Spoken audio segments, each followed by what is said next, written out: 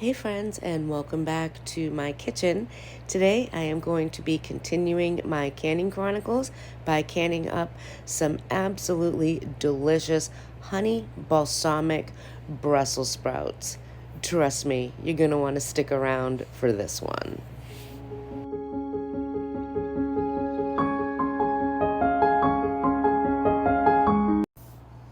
It's hard for even me to believe, but Brussels sprouts have become one of my most favorite vegetables. I love them roasted up in the oven with a nice sweet and tangy taste to them with a very crunchy texture.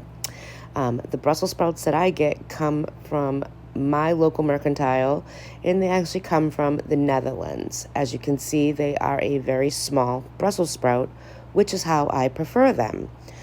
However, it has been super hard finding them lately. So when I went into my grocery store and saw that they actually had 5 bags of them in stock, I was like, you know what? I am taking 4 of these sweet little beautiful Brussels sprouts home with myself.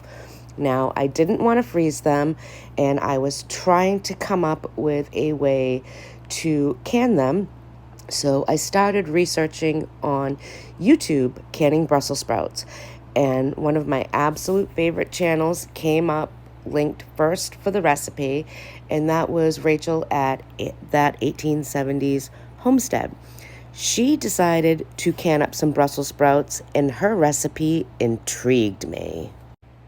Her recipe idea is genius. She actually took the concept from Ball's recipe for canning up bruschetta, which, as you see, I have in the background. I've made it, and that's exactly what we are going to do as well.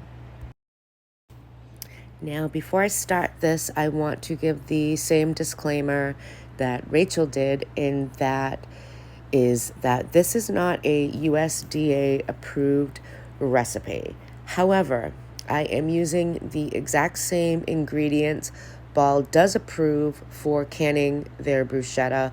I'm just swapping a couple of things that are also safe products for canning. So not only do I trust Rachel, but I'm also quite confident with the recipe in itself. Now, before we begin, I just want to let you know that the recipe will be located on my blog containing all of the measurements that I used, and I will link it in the description so you can find it and print it easily. My Brussels sprouts have been washed and drained, and now I'm just going to go in and cut the stems off the bottom and remove all of the loose leaves from them before canning. My Brussels sprouts are very small to begin with, so I'm actually going to leave them whole for the canning process. If they were larger, I would definitely cut them in half, but because they're so small, this is going to be just fine. As I remove the bottoms, I am actually checking the inside of the Brussels sprout for any spots that might be bad or brown, anything that doesn't look good, because you don't want to can that up. You want your Brussels sprout to be nice and perfectly clear from any type of brownness or rot or disease, just like these are. So that is the bonus. You always want to definitely check your food before you can it, and you always remove any part on the food that looks bad in any way.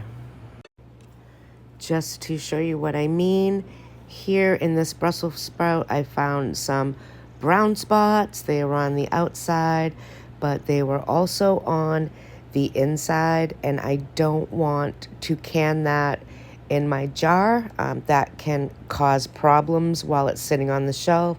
So that's going to go into my discard pile, and my chickens will actually really enjoy those. So everything that I'm cutting off, all of the ends, the loose leaves, and any spots that I find bad on the Brussels sprouts I want to get rid of, will serve another purpose, and they will also go out to my sweet girls who will enjoy them. Chickens love Brussels sprouts, by the way. So I've removed all of the bad parts of the Brussels sprouts. I've removed all the stems. I've also removed the loose leaves, and I just wanted to show you the pile that is going out to the chicken. If I questioned anything on the Brussels sprout, it went into this pile. It's better to be safe than to be sorry. And like I said, I don't want to put anything into my jar that can sit on the shelf and cause problems. So I'm going to run these out to the chickens now, and we are going to get going with the rest of this recipe. I decided to use pint-sized jars to can up my Brussels sprouts because that is the perfect serving size for a meal for Scott and myself. And I am simply just washing my ball jars with some good hot soapy water. The USDA says anything that is going to be canned longer than 10 minutes does not need to be sterilized, so a good washing is all we need. I will, however, fill my jars with good hot water so that the jar temperature will be the same as my hot liquid going into them, and that will prevent the jars from cracking or bursting. Because remember, your jar must be the same temperature as the contents going in it. Cold pack, cold jars. Heating anything up to a boil that is hot, your jars must be hot to accept them as well. So I'm just going to finish washing these up. Don't forget to do the lids and the rings as well, and we will be on our way to the next step. The marinade recipe is simple. Besides water, we will be using a nice dry white wine, a white wine vinegar, balsamic vinegar, and honey. Into the pan goes our water, our white wine vinegar, some white wine, balsamic vinegar. I thought I was recording when I added the honey, but apparently I didn't hit the record button, so we missed that part. So the honey has also been added to this pot, and I am just going to stir this up, and we are going to bring this to a boil. We're going to be adding a few items to our jars to help with this recipe. So I have some peppercorns. They are whole, perfectly fine. We also have some red pepper flakes. I'm actually going to use red chili flakes. They are a little hotter and we really like them. And we're also going to be using some Ball pickle crisp granules. That's all that we need for the insides of the jars. The delicious marinade for the jars is done, so we are ready to fill these up.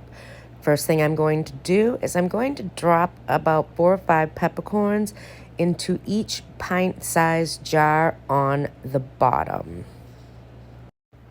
Now that the peppercorns are in the jars, I am going to use my jar funnel. I am going to add the Brussels sprouts to each jar.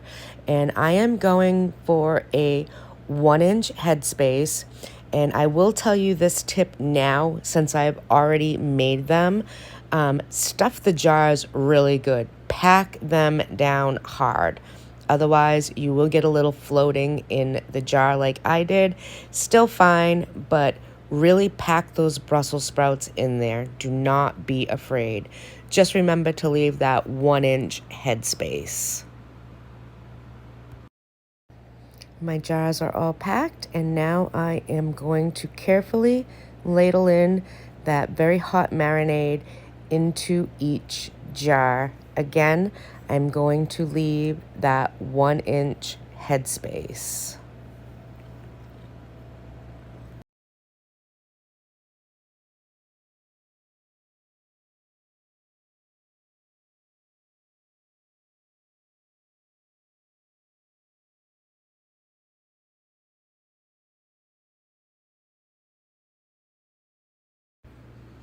The jars have all been filled, and now I am going to go back into each one using my debubbling tool and remove all of the bubbles. Sometimes this changes the amount of liquid in there by removing the bubbles, so you just want to add more to it to make sure that you have that 1-inch headspace.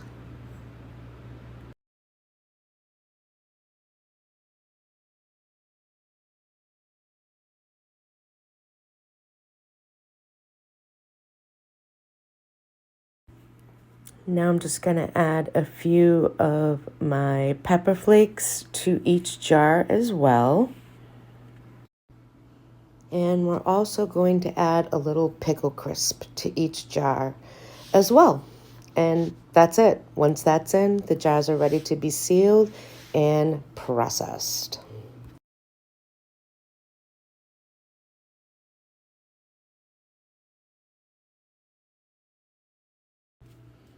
These jars already look delicious. I cannot wait to eat these. Now I'm going to wipe the rims of the jar with white vinegar to remove any sticky residue that may be left on the jars. If you don't do this step, you risk the seal of the jar failing, and then all your hard work is for nothing because it won't work. So you definitely want to make sure that you clean them off good with the white vinegar. Then you get your lids on there, and then we are going to add our rings, and we are just going to make them finger tight. If you make them too tight, they risk bursting because the air has no way to escape the jar. So that's why it is very important to just put the rings on finger tight. Don't make it too tight, don't make it too loose. You want a snug fit.